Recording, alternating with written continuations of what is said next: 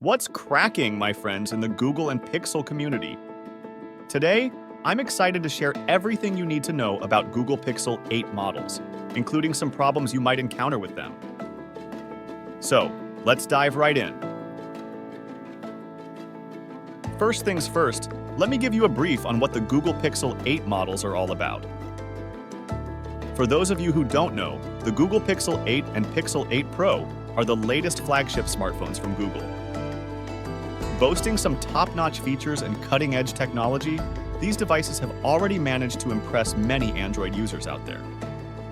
Moving on, let's talk about what these smartphones offer. With a 6.2-inch display and a resolution of 1440x3200 pixels, the Pixel 8 is a treat for all those who love streaming videos or playing games on their mobiles.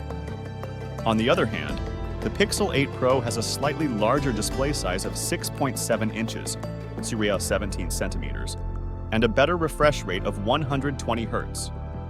Both these devices are equipped with the latest Snapdragon 888 chipset and run on Android 12 OS, making them one of the fastest smartphones in the market.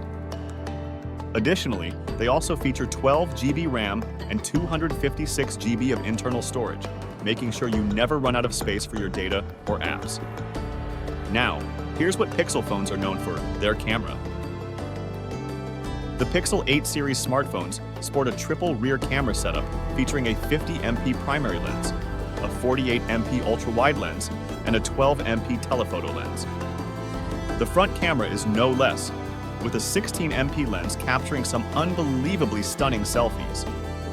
Moreover, both these models come with a 5000 mAh battery that supports fast charging, wireless charging, and reverse wireless charging. But wait, are there any problems with these phones?